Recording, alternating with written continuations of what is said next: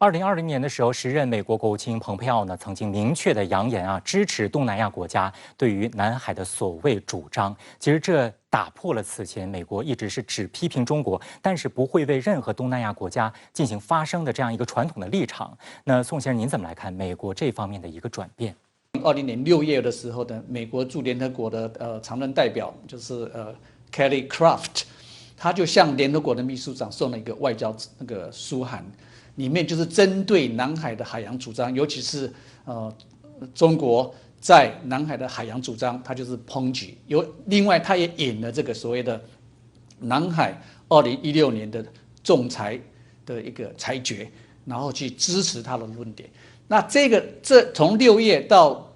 7月份的时候，我们可以看得出来，美国所采取的就是立场，的确是支持这个东南亚国家。抨击反对中国在南海的海洋主张。到了去年的7月，现在的国务卿布林肯他有发布声明，换言之就是拜登他是延续了特朗普的南海政策，而且是加码扩大。毫无疑问，美国呢是南海最主要的麻烦制造者。那陈先生，在您的观察看来，像越南、菲律宾他们的南海政策有没有什么变化？他们想卷入到中美之间的竞争当中吗？拜登上台之后呢，东南亚国家的这个一些争端国，他们的南海政策发生了一定的调整，那么是迹象也是比较明显的。那么首先是菲律宾，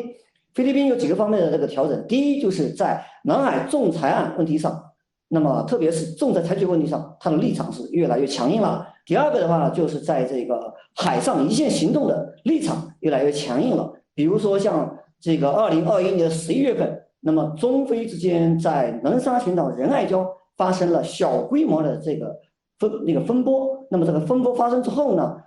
菲律宾的这个外长洛钦说：“你中国不要忘了，美国可是我们的盟友，提醒中国，它背后是由美国来撑腰的。”那么越南呢，总体上来讲是维持是低调的向美国靠拢，然后呢与中国保持一个既斗而不破这么一种策略。越南呢是对于南海地区来说，我觉得主张声索是面积最大，实际上立场也最顽固，相对来说呢，也是它这个军事实力比较强的一个地区性国家。所以我们可以看到，实际上今年以来呢，美国通过这种港口访问通过它这个盟友对越南提供的一些军事援助，实际上是不断加大和越南在南海问题上的一个勾连。我觉得需要关注的是越南在南海问题上这种侵占岛礁非法油气开采包括这种非法这种渔业捕捞方面的一些这个活动，我觉得要给予这个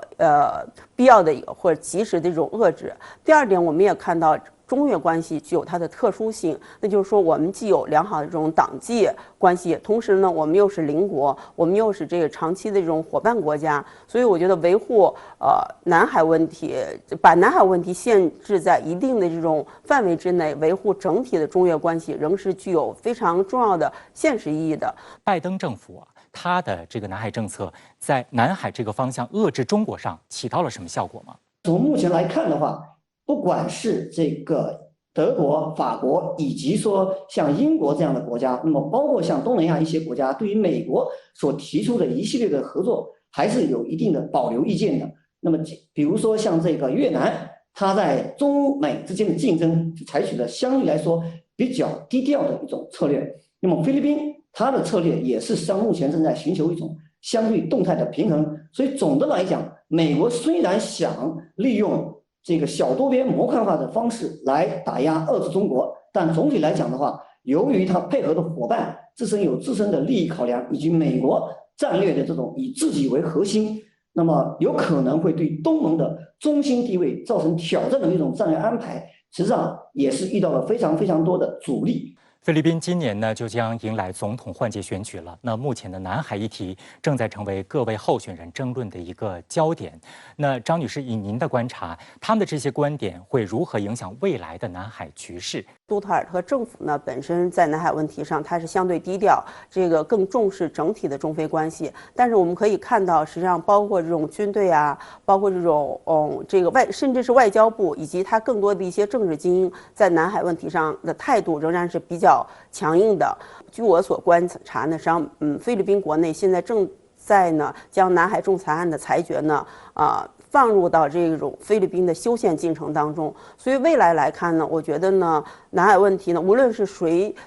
成为新的一届这种菲律宾的这个政府，那么在南海问题上坚持这个裁决呢，是他们一个基本的立场。那么短期之内呢，因为这个菲律宾所有的政党呢，为了这个拉拢选票，我觉得在这种大选期间会进一步的炒作南海问题。当前，拜登政府正在试图将南海问题、台海问题串联起来，以形成对其所谓目标国压制的态势。那对此，三位老师怎么来看？那中国应该如何应对？对于2022年的南海形势的走向，三位老师有什么样的研判呢？美国即将在今年继续深入推进它所谓的太平洋威慑跟综合威慑的这个概念。那么，围绕海警这个无人及智能这种装备的这种较量也会慢慢的升级。周边国家，特别是这个菲律宾等等、越南等等一些国家，他们在南海争议区内的这个单边游击开发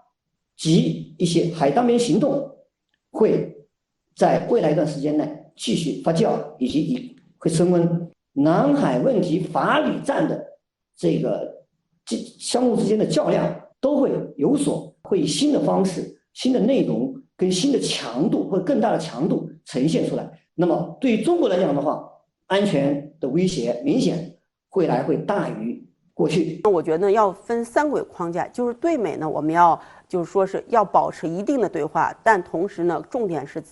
防范中美在海上发生这种海上摩擦的可能性。那么第二点呢，对于中国和南海相关国家来说，我觉得一方面就是我们要有我们的底线，就是说这些国家不能够在继续在这种非法岛礁占有啊，包括非法油气开采啊，包括一些渔业捕捞方面有更多的这种动作。但同时呢，我觉得中国仍然应该保持和这种菲律宾、马来西亚包括越南的一个政治对话，我觉得进一步增信事宜吧。那么第三轨呢，我觉得就是中国东盟，我觉得这一轨目前来看是稳定南海局势最重要的一轨，也就是在2022年上，中国仍然呢应该和东南亚国家继续推进关于南海行为准则的一个磋商，这个是稳定南海局势、对冲域外国家干预最重要的一个手段。